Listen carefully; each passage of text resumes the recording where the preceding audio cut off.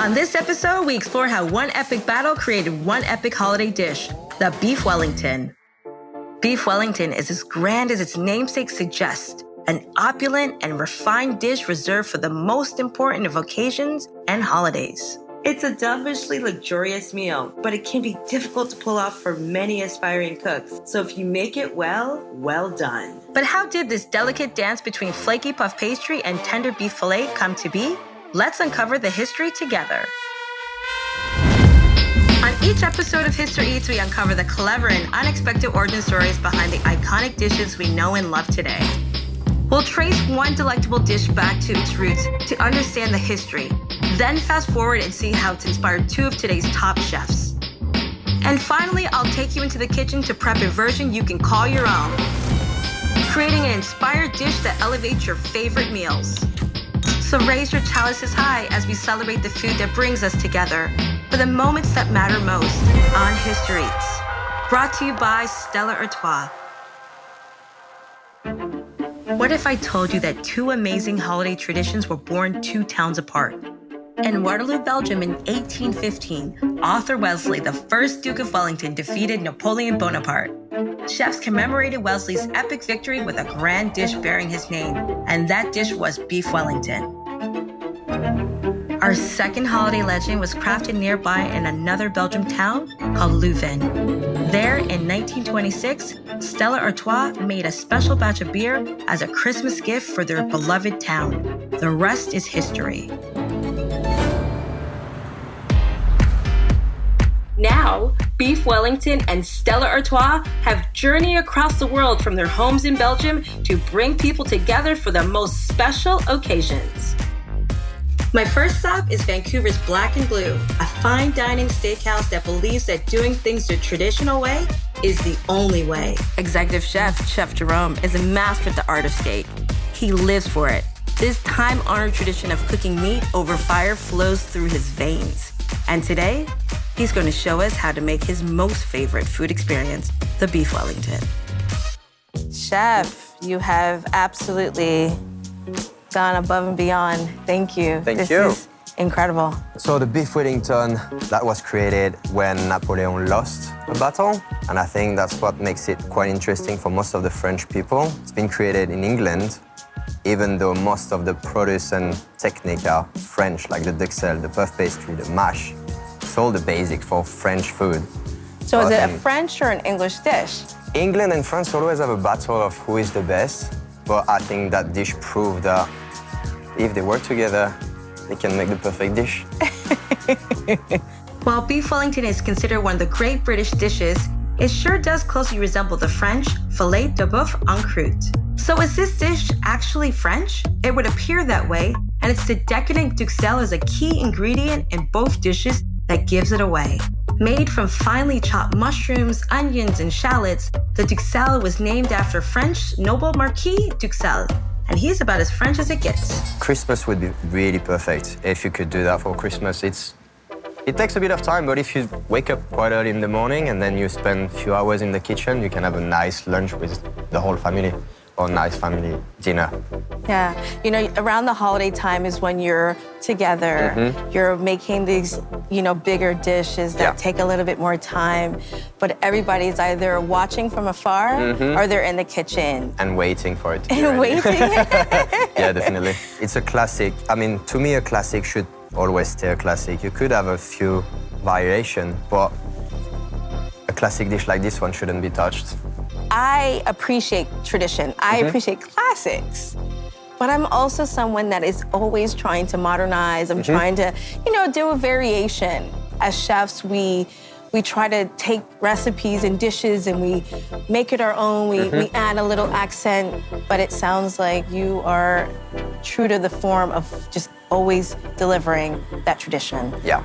Thank you. No, thank you. It's been a really good day. Thank you so much. Thank you. Black and Blue's traditional beef Wellington was, well, delicious. Can you make it any better than that? Did you know that Wellingtons can be more than just beef? Take Mila in Vancouver. They've managed to make a plant-based Wellington. I need to see this for myself.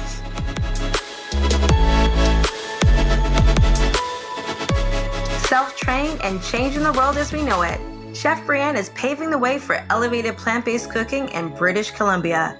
Flavor-focused, Brienne is breaking all the rules and changing people's perspective on premium vegan dining.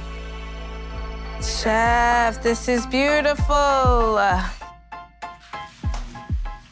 This is incredible. The sage, the walnuts, all of these elements, it's just so, so beautiful, and it's so complete. Yeah, we wanted to take the flavors from the entire holiday table and put them into one bite, one area. And just one bite of Chef Brienne's plant-based Wellington holds 23 ingredients. To give you just a taste of what's inside that perfectly flaky vegan puff pastry, we're talking cremini mushrooms, fragrant garlic, shallots, and thyme, mixed with walnuts, red beets, miso paste, soy sauce, white kidney beans, and one last key ingredient, vital wheat gluten, a high-protein staple that gives meatless Wellington a surprisingly chewy, meaty texture. See my face right now? Yeah, this Wellington is really, really good. Recreating a beef Wellington wasn't the goal. It was to make something that was really, really hearty and really, really welcoming and comforting at the holidays. When I think about all the vegans who have sat at holiday tables and eaten steamed Brussels sprouts and they've eaten, plain potatoes or and I've been at those tables, that I wanted to create something that they could take to their family dinner and they could take home and say, this is what we eat. It's not all about steamed vegetables. Yeah. But I think the history for me and my interpretation of my idea of the Wellington was that it was a family-based meal. And it did come out of the holidays and it was a special occasion. And so treating the holidays and treating this dish as a special occasion was the goal. My time at Mila and Black and Blue really inspired me to do something special. I realized that it doesn't matter if a Wellington is made with meat or simply vegetables. This is a dish that is rich and decadent and a perfect meal to serve over the holidays. One thing both chefs used in their recipes was the mushrooms excel, and that's what inspired me to make my wild mushroom Wellington. All right, we're gonna get started with chopping our mushrooms. These ones, you really wanna not slice them too thick, nice and thin, but kind of midway. Our king oysters I've already sliced, and they've been sliced for length. And the shiitakes, I'm just gonna remove the stems. I'm leaving my mushrooms a little bit large. We wanna see them. I'm gonna take those over to the pan and give them a light saute on a hot pan with a bit of olive oil, salt, and eventually some butter. And then we'll finish those off with a bit of mushroom stock to create a nice saucy mushroom ragu in a pan. So next I'm gonna take my already blanched Swiss chard. I'm gonna remove the stems. And the reason why I'm moving these stems are really so that when I'm folding together my Wellington, I wanna make sure that there's nothing that's gonna break my puff pastry. So I've steamed and cooked our lentils for about 20 minutes until they're al dente. So next, let's build our wild mushroom Wellington. All right, so we have our puff pastry that's been chilling in the fridge. So immediately the first thing that we're gonna place down is our Swiss chard.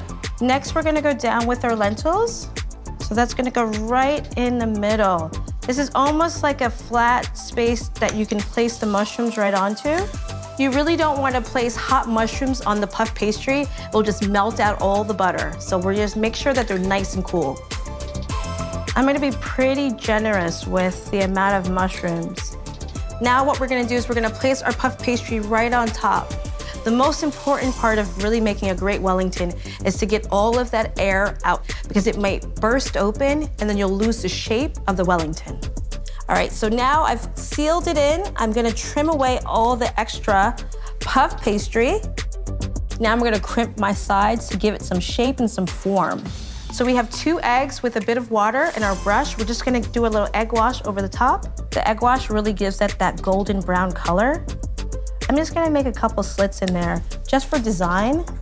And then we'll place it into our oven, a 400-degree oven, for about 25 to 30 minutes. We really wanna get that brown golden color.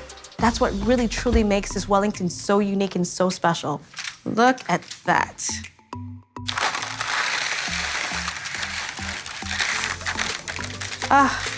Look at the golden brown.